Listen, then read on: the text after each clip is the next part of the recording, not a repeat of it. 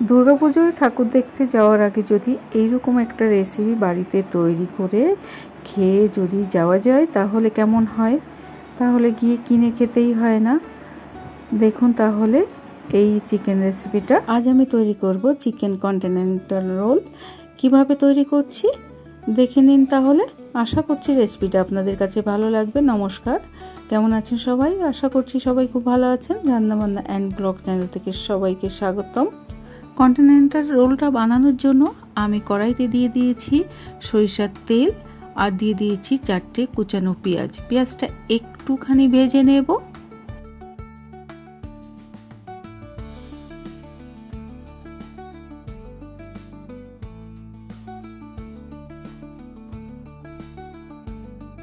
পেঁয়াজটা আমি ভেজে নিয়েছি। এরপরে দিয়ে দিচ্ছি 1 চামচ রসুন বাটা। রসুন বাটাটাও একটু ভেজে নেব। পেঁয়াজ আর রসুন বাটাটা খুব ভালোভাবে আমি ভেজে নিয়েছি। এরপরে আমি দিয়ে দিচ্ছি আদা বাটা। আমি 1 চামচ আদা বাটা দিয়ে দিলাম। আদা বাটাটাও একটু ভেজে নেব। দিয়ে দিচ্ছি 1 চামচ শুকনো লঙ্কার গুঁড়ো। আবারও একটু কষিয়ে নেব।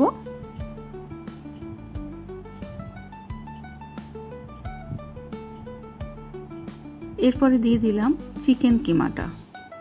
আমি 300 গ্রাম মতো চিকেন কিমা নিয়েছি। সেই চিকেন কিমাটা আমি দিয়ে দিলাম। খুব ভালোভাবে কষিয়ে নিতে হবে।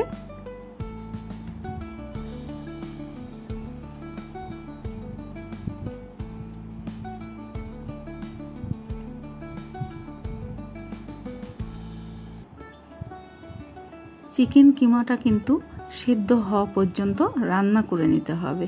এরপরে দিয়ে দিচ্ছি স্বাদ মতো লবণ।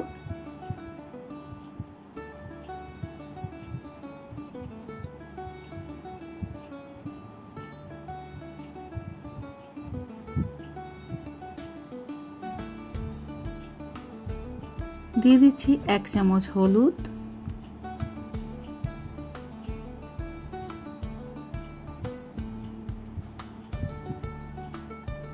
এরপর আমি দিয়ে দিলাম ভেজে রাখা বাদাম। দিয়ে দিচ্ছি গোলমরিচের গুঁড়ো।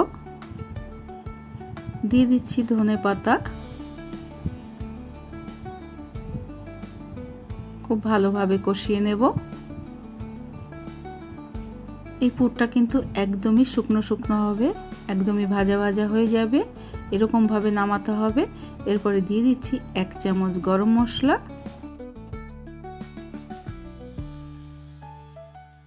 দিয়ে দিচ্ছি পাউরুটির গুঁড়ো।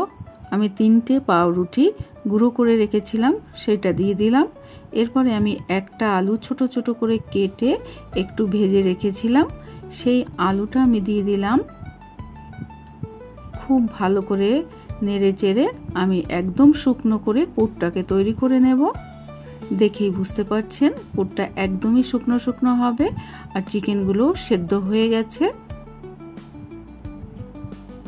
আলুগুলো ভাজার সময় সেদ্ধ হয়েই গেছিল, সেই আলুগুলো দিয়েছি, আলুটাও সেদ্ধ হয়ে গেছে।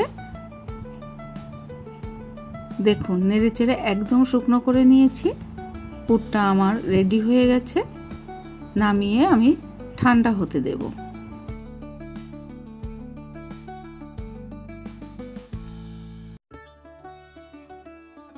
এরপরে আমি একটা ব্যাটার তৈরি করে নেব। ব্যাটারটা তৈরি করার জন্য আমি 4টে ডিম নিয়ে নিয়েছি।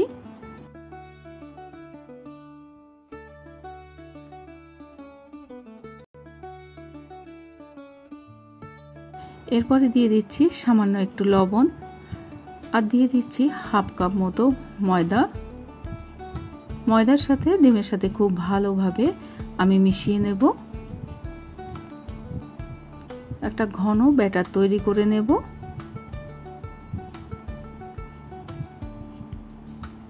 প্রথমে আমি 3টে ডিম দিয়েছিলাম, এরপরে আমি আরও একটা ডিম দিয়ে দিলাম। মোট আমি 4টে ডিম দিয়েছি আর 1/2 কাপ দিয়েছি ময়দা। এখানে আপনারা চাইলে ডিমের পরিমাণটা একটু বাড়িয়ে নিতে পারেন। আর ময়দার পরিমাণটা একটু কমিয়ে দিতে পারেন। ব্যাটারের ঘনত্বটা দেখে আপনারা নিশ্চয়ই বুঝতে পারছেন, এরকম ঘনত্বটা হবে। এরপরে আমি একটা গ্যাসের চুলায় প্যান বসিয়ে দিয়েছি, প্যানে একটু তেল ব্রাশ করে দেব।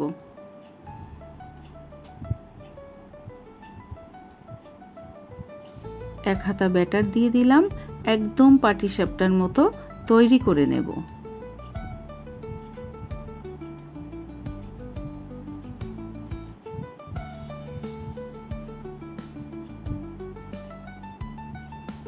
যেভাবে আমরা পাটিসাপটা তৈরি করি ঠিক সেইভাবেই আমি তৈরি করে নেব। এরপরে আমি দিয়ে দিলাম পুরটা, পাটিসাপটার মতো একদম ভাঁজ করে নেব। এইভাবে আমি সবগুলো তৈরি করে নেব।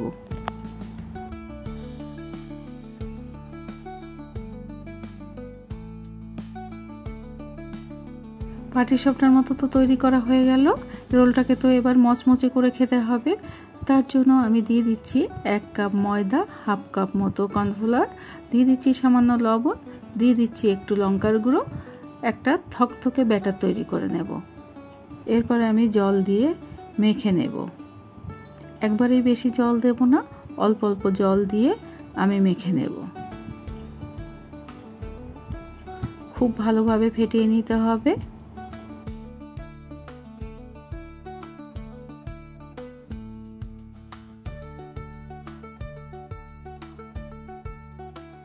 ব্যাটার আমি তৈরি করে নিয়েছি। ব্যাটারের ঘনত্বটা দেখে নিশ্চয়ই বুঝতে পারছেন ব্যাটারটা কতটা ঘনত্ব হবে। এরপরে আমি একটা করে ব্যাটারের মধ্যে চুবিয়ে নেব আর ভেজে নেব। তেলটা আমি গরম বসিয়ে দিয়েছি আগের থেকে।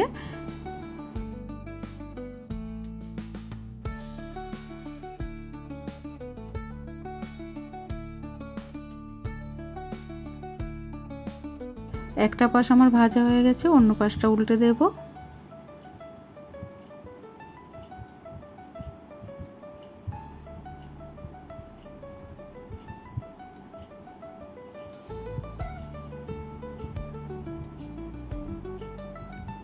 এইভাবেই আমি সবগুলো রোল ভেজে তুলে নেব।